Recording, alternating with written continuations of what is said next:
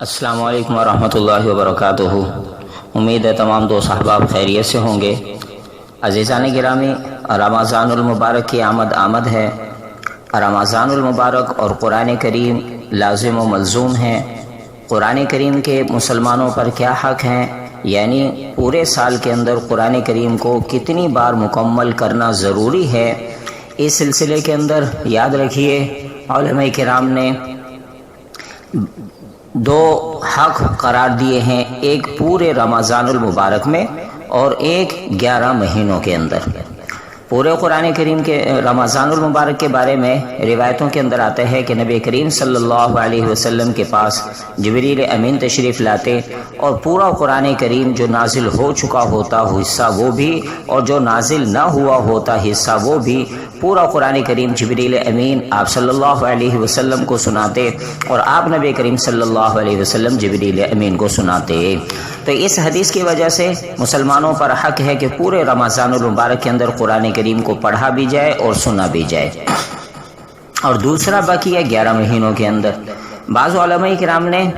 دوسری ترتیب بتائی ہے کہ ہر مہینے کم از کم پورا قرآن کریم کا مکمل کرنا، پڑھنا، سننا یہ لازم ہے، اس لیے کہ رمضان المبارک کے مہینے کے اندر پورا قرآن کریم جبریل امین پڑھتے اور آپ نبی کریم صلی اللہ علیہ وسلم سنتے، آپ نبی کریم صلی اللہ علیہ وسلم پڑھتے، جبریل امین سنتے۔ تو چونکہ اس کا دورانیہ ایک مہینے کا ہوتا تھا تو لہٰذا ہر مہینے یہ حق ہے۔ استاد محترم حضرت مفتی عبدالرؤف سکھروی صاحب مدد ذلہ العالی، انہوں نے بھی یہ ترتیب بتائی ہے کہ آدمی چاند کی پہلی تاریخ کو پہلا سپارہ شروع کرے اور دوسری تاریخ کو دوسرا، تیسری تاریخ کو تیسرا، چوتھی کو چوتھا، اس طریقے سے آخر کے اندر اگر چاند 30 دنوں کا ہو مہینہ تو پورا سپارہ بھی، پورا قرآن کریم بھی مکمل ہوگا اور چاند کی تاریخ بھی مکمل ہو جائے گی۔ بالفرض و محال اگر چاند کی تاریخ 29 پر مہینہ مکمل ہو جاتا ہے تو آدمی تھوڑا سا ہمت کر کے آخری تاریخ کے اندر 2 سپارے کر لے۔ اس ترتیب سے 2 فائدے ہوں گے، قرآن کریم مکمل ہو جائے گا اور اسلامی تاریخ جو ہمارے مسلمانوں کے اندر اکثر لوگوں کو یاد نہیں ہوتی، اسلامی تاریخ بھی بہترین طریقے سے یاد رہا کرے گی۔ بعض علماء کرام نے ہفتے میں پورا قرآن کریم کا ختم کرنا یہ ایک حق ہے، اور اسی وجہ سے قرآن کریم کے اندر اگر آپ غور کریں گے تو قرآن کریم کے ہر صفحے کے اخیر کے اندر نیچے منزل لکھا ہوا ہوتا ہے، اور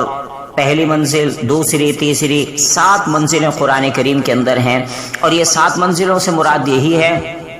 کہ ہر مسلمان پورے دن کے اندر 24 گھنٹوں کے اندر سے ایک منزل مکمل کرے۔ پہلے دن پہلی منزل، دوسرے دن دوسری منزل،